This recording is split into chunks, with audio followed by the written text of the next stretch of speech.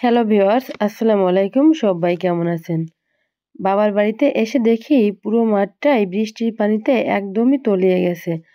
আর এই যে দেখতে পাচ্ছেন আমি হেঁটে যাচ্ছি, রাস্তার দুই দিকে ধান গাছগুলো অর্ধেকটা পরিমাণে পানির নিচেই ডুবে গেছে। এভাবে ধান গাছগুলো পানিতে ডুবে যাওয়াতে কৃষকদের করুণ পরিণতি। সবাই অনেক দুশ্চিন্তায় আছে। দেখুন আমি দাঁড়িয়ে আছি, এর দুই দিকের জমি আমার বাবার। ধান গাছগুলো পানিতে ডুবে গেছে। পানিতে সব শেষ। আর এদিকে তো আবার অনেক কচুরিপানাও এসে জড়ো হয়েছে। এই ভিডিওটা অবশ্য বেশ কয়েকদিন আগের ভিডিও। কেউ দেখে আবার বলেন না যে এখন তো মাঠে পানি নাই। যাই হোক, অনেক দিন ধরে ধান গাছগুলো পানির নিচে থাকার কারণে ধান গাছগুলোর গোড়া পচে যাবে। অবশ্য যদি এই পানিটা নেমে যায় তাহলে অন্তত এই উপরের দিকের ধান গাছগুলো বেঁচে যেত। কিন্তু এই ভিডিও ফুটেজটা নেওয়ার পরও অনেক বৃষ্টি হয়েছিল, তাই এই ধান গাছগুলো বেঁচে ওঠার তেমন কোনো সম্ভাবনা নাই। আর এই দিকে দেখুন শুধু ধান গাছগুলোর মাথাটা দেখা যাচ্ছে, সবটাই একদম পানির নিচে ডুবে গেছে। আর এদিকে তো মাঠে কে জানি জাল পেতে রেখেছে, আমি এবার উঁচু করে দেখছি কয়টা মাছ বেঁধেছে। আর এই তো দেখা যাচ্ছে মাত্র 2-4টা পুঁটি মাছ বেঁধেছে, অন্য কোনো মাছই বাঁধে নাই। জালটা মনে হয় খুব বেশি সময় পাতা না, এই জন্য অল্প মাছ বেঁধেছে। যদি অনেক সময় পাতা হতো তাহলে অনেক বেশি মাছ উঠতো। আর পানির ভিতর সবকিছুই অনেক বেশি ভারী মনে হয়। আর এভাবে জালটা উঁচু করে থাকতে থাকতে আমি একদমই হাঁপিয়ে গেছি।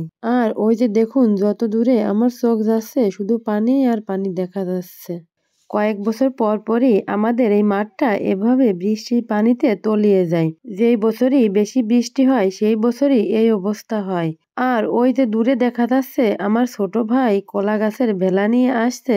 যেহেতু আমরা পানির একটু গভীরে যাব, তাই ভেলা দুইটা নিয়ে আসছে যাতে আমরা অনায়াসেই ভেসে থাকতে পারি, কোনো অসুবিধা না হয়। আমাদের এই মাঠে একটা ফটকি নদী আছে।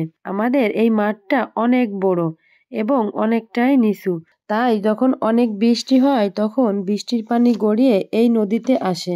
আর যেহেতু বিলটা নিচু তাই পুরো মাঠটাই একদম পানিতে তলিয়ে যায়। 2004 সালে আমাদের এই মাঠে এইভাবে বন্যা হয়েছিল।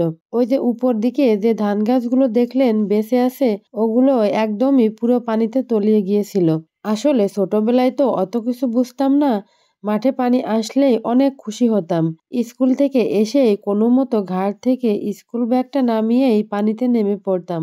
আর যখন পানিতে এভাবে পুরো মাঠটা ভরে যেত তখন আমরা অনেক বড় ট্রলার ভাড়া করতাম। ট্রলার ভাড়া করে আমাদের বাড়ির সবাই, পাশের বাড়ির কাকা কাকি, কাকাতো ভাই বোনেরা, আরো পাড়ার অনেকেই সবাই মিলে ট্রলার নিয়ে যেসব এলাকায় মাঠে পানি ভরে যেত সেই সব এলাকার কূল দিয়ে ঘুরতাম আর দেখতাম কোন এলাকার কি পরিস্থিতি।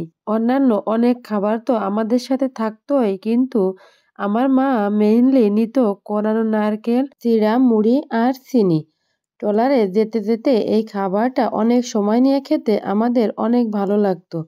আপনারাও চিড়া অথবা মুড়ি দিয়ে কোরানো নারকেল আর চিনি দিয়ে খেয়ে দেখবেন কত টেস্ট লাগে। আজকের মতো ভিডিও এই পর্যন্তই। সবাই ভালো থাকবেন। আল্লাহ হাফেজ।